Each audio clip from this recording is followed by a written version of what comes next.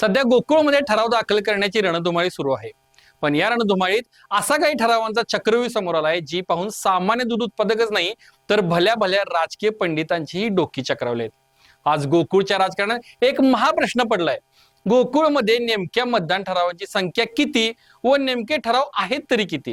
कारण आकडेवारी पाहिली तर एकच गाणं ओठांवर येते, गोलमाल हे बाई सब गोलमाल हे. चला तर पाहूया नेमकं काय गोलमाल चालू आहे. माझ्याकडे एक सरप्राईज आहे. गोकुळचा आस्वाद परंपरेचा गोकुळ आईस्क्रीम सोबती प्रत्येक क्षणाचा गोकुळ आईस्क्रीम. नमस्कार, मी हर्षवर्धन भोसले. सकलम मध्ये आपले स्वागत आहे. गोकुळमध्ये सुरुवातीला एकूण मतदार संख्या होती 5470. यानंतर न्यायालयीन प्रक्रिया पार पडली, काही अपात्र ठरली आणि मतदारांची संख्या झाली 4448. सोप्या गणितात सांगायचं तर जेवढे मतदार तेवढेच ठराव येणं अपेक्षित होतं. पण राजकारण सोपं असतं तर ती गोकुळची निवडणूक कशी? आज अखेर गोकुळमध्ये प्रशासनाकडे दाखल झालेल्या ठरावांचा आकडा 4500 पार गेलाय आणि नेत्यांच्या दाव्याने तर 7000चा टप्पा ओलांडलाय. पात्र मतदार 4448 आहेत. सुरुवातीला प्रशासनाकडे 4650 ठराव आल्याची माहिती होती.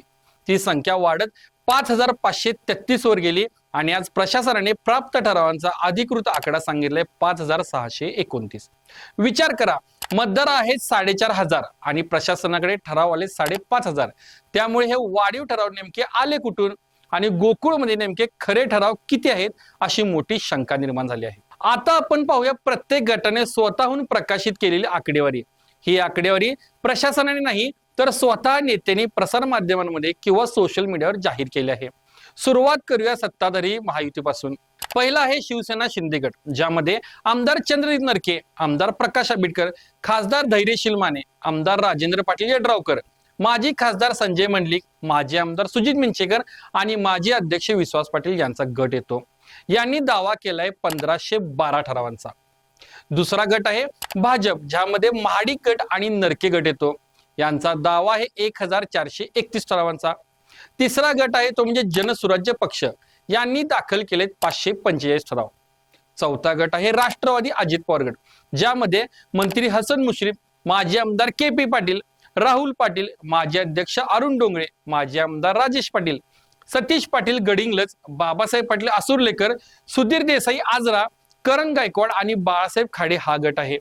राष्ट्रवादी अजित पवार गटाने सर्वाधिक म्हणजे 2065 ठराव दाखल केल्याचा दावा केला आहे. त्यामुळे महायुतीची एकूण बेरीज होते 5553 ठराव. दुसरीकडे आमदार सतेज पाटील गटाने म्हणजे महाविकास आघाडीने दाखल केलेले ठराव आहेत 1851. आता गोकुळ निवडणुकीमध्ये दाखल झालेल्या एकूण ठरावांच्या गणिताची गंमत बघा. महायुतीने जाहीर केलेले 5553 ठराव आणि सतीश पाटील गटाने जाहीर केलेले 1851 ठराव. या दोन्ही दाव्यांची बेरीज केली तर एकूण ठरावाची संख्या होते 7404. आता मला सांगा, गोकुळचे एकूण मतदार आहे 4448. मग हे 7404 ठराव आले कुठून? वरचे तब्बल 3000 ठराव हवेतून आले का? प्रशासनाने प्राप्त झालेल्या ठरावांचा आकडा सांगितलाय 5629. म्हणजे प्रशासनाचा आकडा आणि नेत्यांचे दावे या जवळपास 2000चा फरक आहे. या विसंगतीमुळे संपूर्ण प्रक्रियेवर प्रश्नचिन्ह निर्माण झाले आहे. हा सगळा आकड्यांचा गोलमाल अचानक झालेला नाही. सकलमने 2 आठवड्यांपूर्वीच एक व्हिडिओद्वारे याचा अचूक अंदाज वर्तवला होता. आम्ही स्पष्टपणे सांगितले होते की यावेळी गोकुळच्या निवडणुकीत दुबार ठरावांचा पाऊस पडणार आहे. कारण अगदी साधं होतं. ठरावाचा जो अर्ज आहे त्यावर कोणताही अनुक्रमांक किंवा बारकोड तसेच कोणताही विशेष सही शिक्का नव्हता. त्यामुळे कोणीही या अर्जाची प्रिंट मारून किंवा झेरॉक्स काढून तो वापरू शकत होतं. आणि आज तेच खरं ठरत असल्याचे स्पष्ट दिसते. कारण कदाचित एकाच संस्थांच्या पदाधिकाऱ्यांचे ठराव विविध नेत्यांकडे असू शकतात. मग प्रश्न पडतो की ठरावांचे असे फुगलेले आकडे का बाहेर पडत आहेत? सकलमच्या अधिकृत राजकीय सूत्रांकडून जी आतली माहिती मिळाली आहे त्यानुसार हा सगळा प्रेशर टॅक्टिक्सचा भाग आहे. निवडणुकीच्या आधी आपल्याकडे सर्वाधिक ताकद आहे हे कार्यकर्त्यांना आणि पर्यायाने विरोधकांना दाखवून देण्यासाठी आकड्यांची ही सूज निर्माण केली गेली आहे. यामध्ये पक्षांतर्गत विरोधकांना सुद्धा समावेश आहे. संचालक पदाच्या जागा वाटपावी ठरावांची संख्या उपयोगी पडू शकते. ज्याच्याकडे जास्त ठराव त्याचा गट मजबूत, त्यामुळे मला एवढ्या जागा पाहिजेत हे तो ठणकावून सांगू शकतो. हे चित्र रंगवण्यासाठी प्रत्येक गट स्वतःची आकडेवारी वाढवून सांगतोय. कार्यकर्त्यांचे मनोधैर्य टिकवून ठेवण्यासाठी आणि वरिष्ठ नेत्यांसमोर स्वतःचं वजन वाढवण्यासाठी हा सगळा खटाटोप सुरू असल्याचं चित्र दिसतं.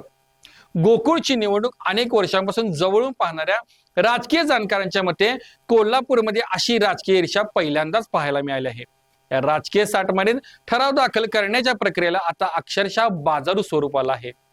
ही जी वाढीव आकडेवारी आहे ती फक्त नेत्यांच्या दाव्यातून आलेली नाहीये, तर त्यामागे एक धक्कादायक राजकीय सत्य लपलंय, ते म्हणजे दुहेरी आणि तिहेरी निष्ठा. गावागावातून ठराव कसे गोळा केले जातात? एका संस्थेच्या संचालकांनी महायुतीच्या नेत्यांनाही ठराव दिलाय आणि त्याच वेळी महाविकास आघाडीच्या नेत्यांनाही खुश करण्यासाठी ठराव दिलाय. एका संस्थेने 2-2, 3-3 गटांना आपले ठराव दिले आहेत. तुम्हीही आमचेच आणि तेही आमचेच या भूमिकेतून संस्था चालकांनी स्वतःची सोय पाहिली आहे. त्यामुळे मतदारांची संख्या 4,500 असताना दाखल झालेले ठराव आणि दाव्यांची संख्या 7,500च्या घरात पोहोचली आहे. यात आणखी एक मोठी मेक आहे, ती म्हणजे ठराव दाखल करायला अजून 1 दिवस शिल्लक आहे. ज्या वेगाने आणि सरासरीने आतापर्यंत ठराव दाखल झाले आहेत त्यावरून राजकीय जाणकार अशी शक्यता व्यक्त करत आहेत की शेवटच्या दिवसापर्यंत अजून किमान 1,000 ठराव नव्याने दाखल होऊ शकतात. म्हणजेच मतदारांची संख्या 4,448 आणि शेवटच्या दिवशी प्रशासनाकडे दाखल होणाऱ्या ठरावांचा आकडा 6,000 ते 6,500च्या पुढे जाण्याची दाट शक्यता आहे. नेत्यांच्या दाव्यांमधले 7,404 ठराव हे केवळ हवेतले बाण आहेत की कार्यकर्त्यांना बांधून ठेवण्याची राजकीय खेळी, हे येणाऱ्या काळात स्पष्ट होईलच.